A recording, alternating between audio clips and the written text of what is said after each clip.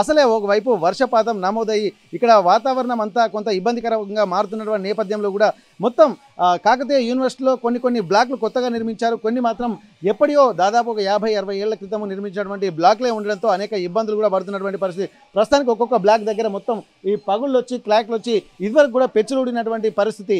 ఈ నేపథ్యంలో కూడా ప్రస్తుతానికి ఎట్లాంటి పరిస్థితి ఉన్నాయి, ఒక్కసారి ఆ షార్ట్ సర్క్యూట్ గురి కావడంతో విద్యార్థులను కూడా కొంత భయాందోళన వ్యక్తం చేస్తున్నారు.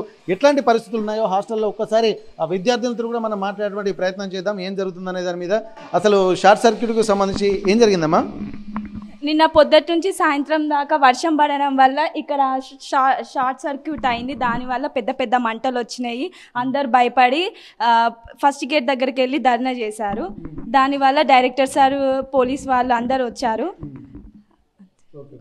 యాక్షన్ తీసుకున్నారు. ఇక్కడ మీకు ఏం జరిగిందమ్మా?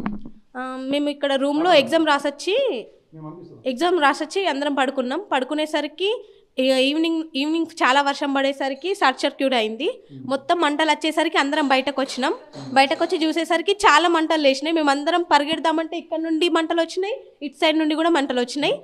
మొత్తం చాలా ఇక్కడ నుంచి మెయిన్స్ నుంచి, ఇక్కడ ఫస్ట్ రూమ్ నుండి మా రూమ్ నుంచి. సో మేము భయపడి అందరం వచ్చినాం. ఇటు సైడ్ వెళ్ళాలన్నా అని మేము మొత్తం రూట్స్ బ్లాక్ అయిపోయినాయి. ఎటు వెళ్ళాలనో మాకు అర్థం కూడా కాలేదు. అందరం ఉరికినాం. బయటకు వెళ్ళేసి అక్కడికి చెప్పేసరికి అందరు వచ్చేసిళ్ళు. పోయి ఫస్ట్ గేట్ దగ్గర ధర్నా చేసిన డైరెక్టర్ సార్ వచ్చి అదే నైట్ మాకు ఈ బ్లాక్ ఇచ్చిళ్ళు. షార్ట్ సర్క్యూట్ కారణం ఏమని చెప్పారు వాళ్ళు? లోడింగ్ ఎక్కువైంది, అందుకోసమే షార్ట్ సర్క్యూట్ అయిందని చెప్పిళ్ళు.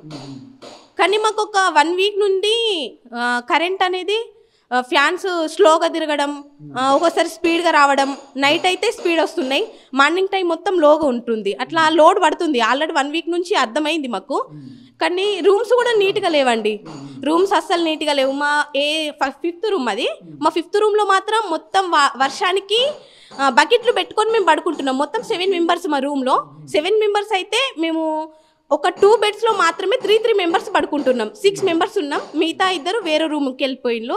మేము 4 మెంబర్స్ పడుకుంటున్నాం. మొత్తం వర్షం నీటితోనే అయిపోతుంది. అసలు ఇంత కూడా క్లీన్గా లేవు. ఇవ్వమని చెప్పినాం 1 మంత్ నుండి. కానీ ఎవరు కూడా యాక్షన్ తీసుకోలేరు. మాకు రూమ్స్ కూడా ప్రొవైడ్ చేయలేరు. సీనియర్స్ కూడా వెళ్ళిపోయిండ్రు. ఎగ్జామ్స్ కూడా అయిపోయినాయి. మేము ఫస్ట్ ఇయర్స్ అయినా కూడా మాకు ఇవ్వట్లేదు.